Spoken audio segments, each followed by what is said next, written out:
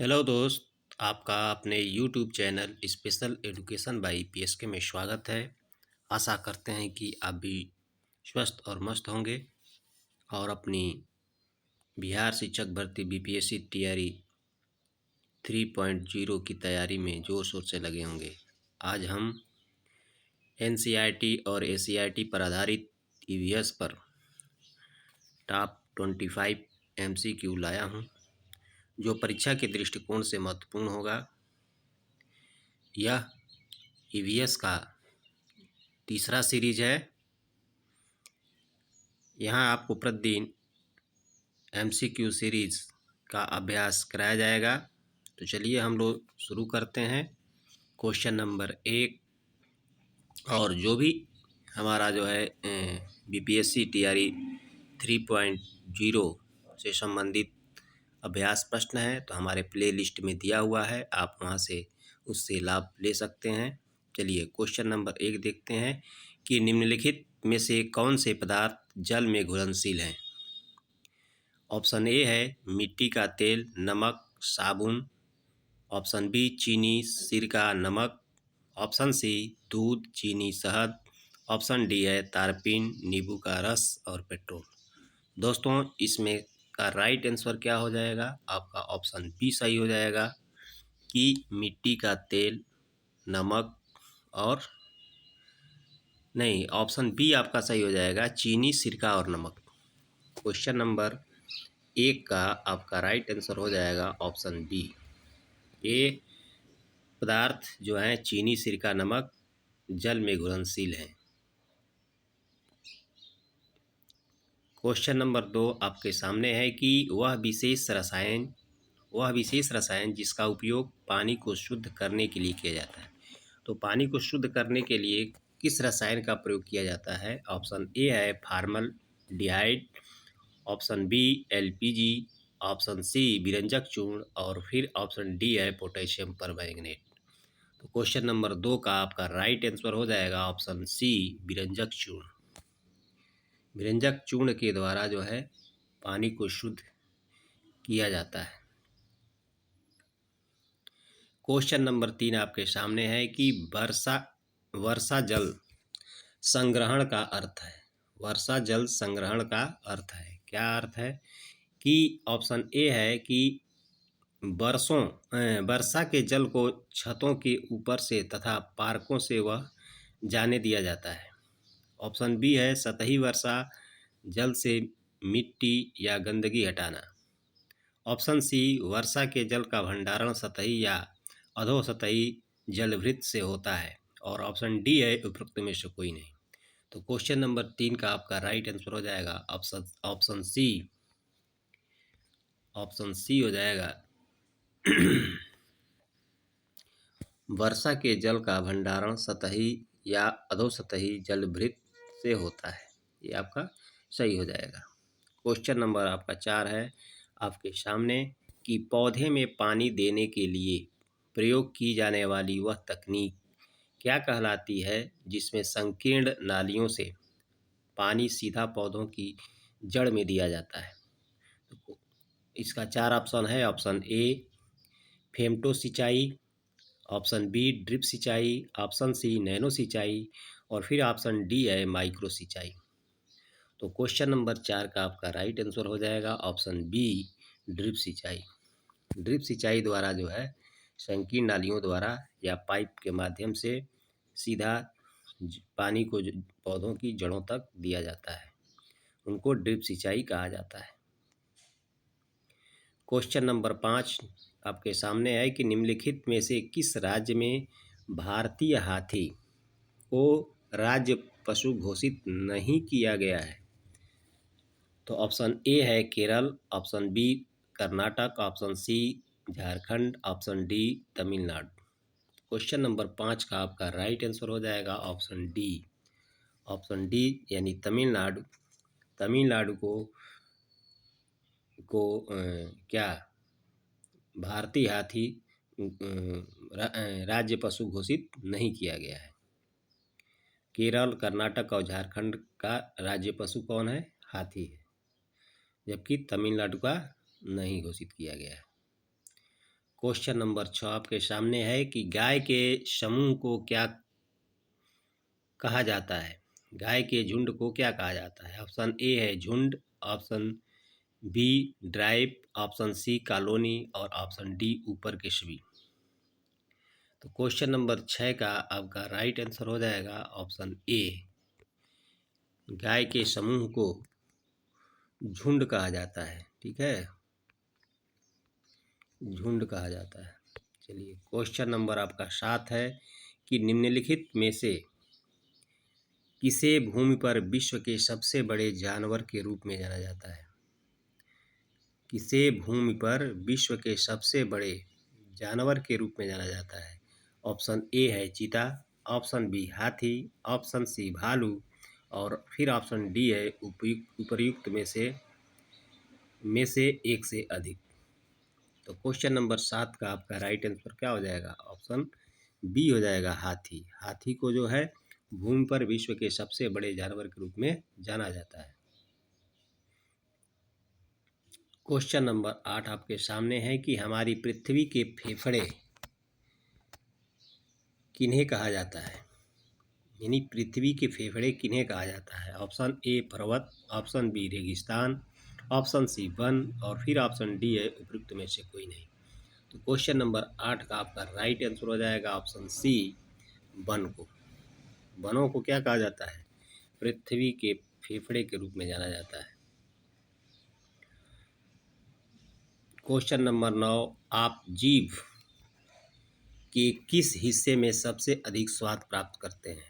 आप जीभ के किस हिस्से में सबसे अधिक स्वाद प्राप्त करते हैं। ऑप्शन ए है सामने की ओर, ऑप्शन बी पीछे की ओर, ऑप्शन सी जीभ के बाईं ओर और फिर ऑप्शन डी है जीभ के दाईं ओर। तो क्वेश्चन नंबर 9 का आपका राइट आंसर हो जाएगा ऑप्शन ए सामने की ओर।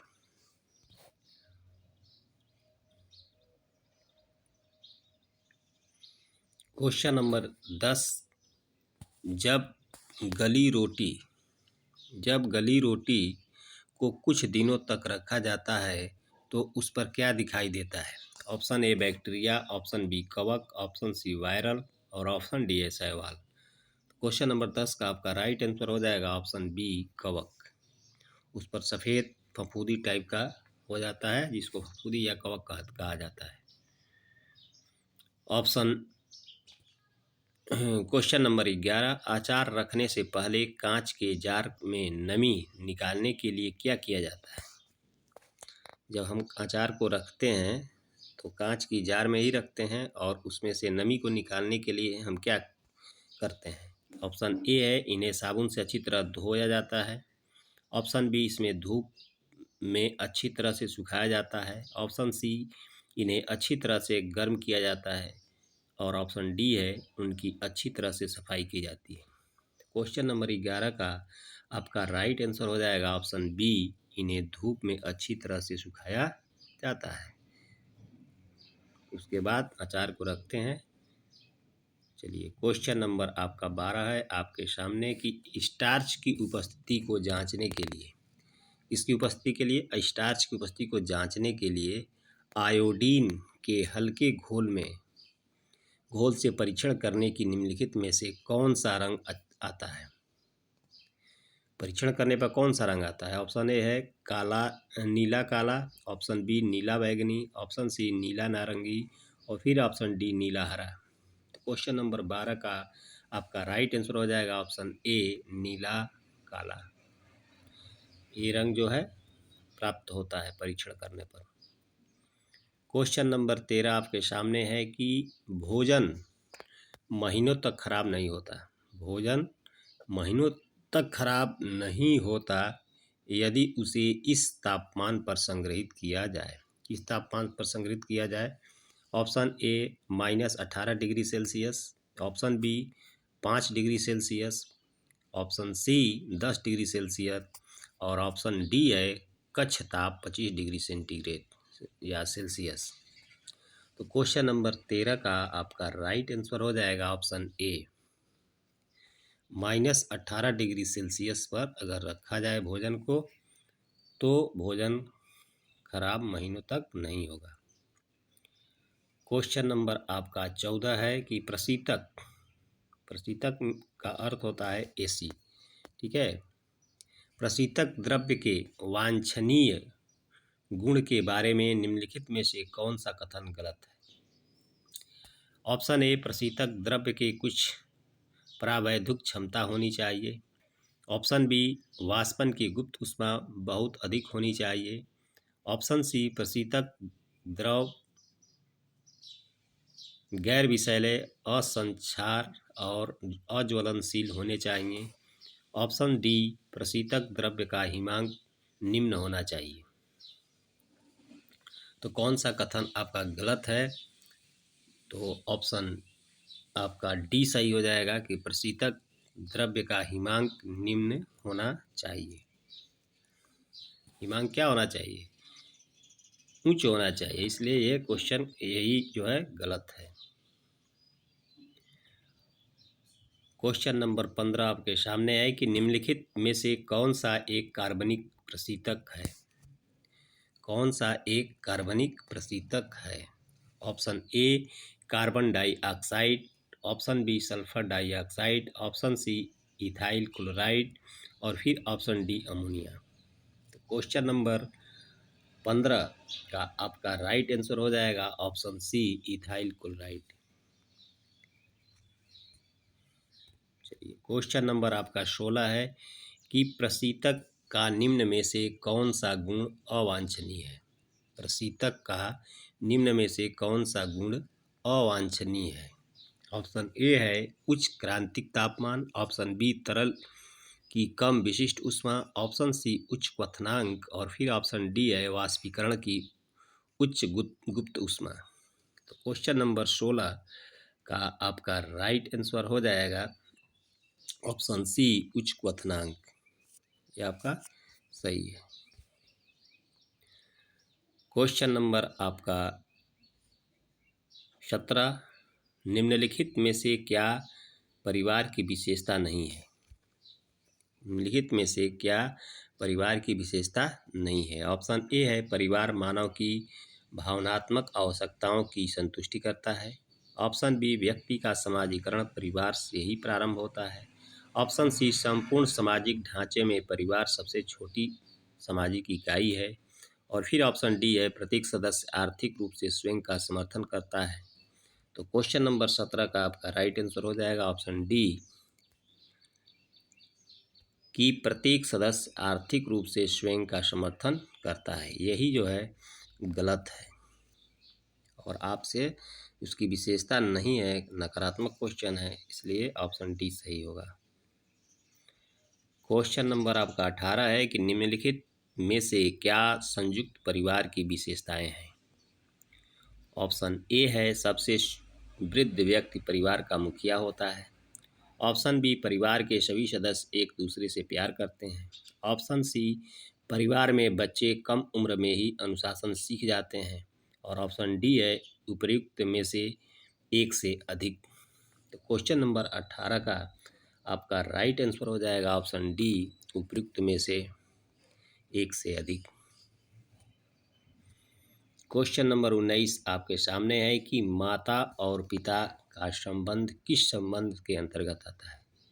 माता पिता का संबंध किस संबंध के अंतर्गत आता है? ऑप्शन ए, रक्त संबंध। ऑप्शन बी, कानून द्वारा संबंध। ऑप्शन सी, वैवाहिक संबंध। और फिर ऑप्शन डी है उपर्युक्त में से एक से अधिक। तो क्वेश्चन नंबर 19 का आपका राइट आंसर हो जाएगा ऑप्शन ए, डी, उपर्युक्त में से एक से अधिक। क्वेश्चन नंबर 20 आपके सामने है कि एक परिवार के सदस्य कौन कौन हैं? एक परिवार के सदस्य कौन कौन हैं? ऑप्शन ए, रक्त या विवाह से संबंधित कोई भी व्यक्ति।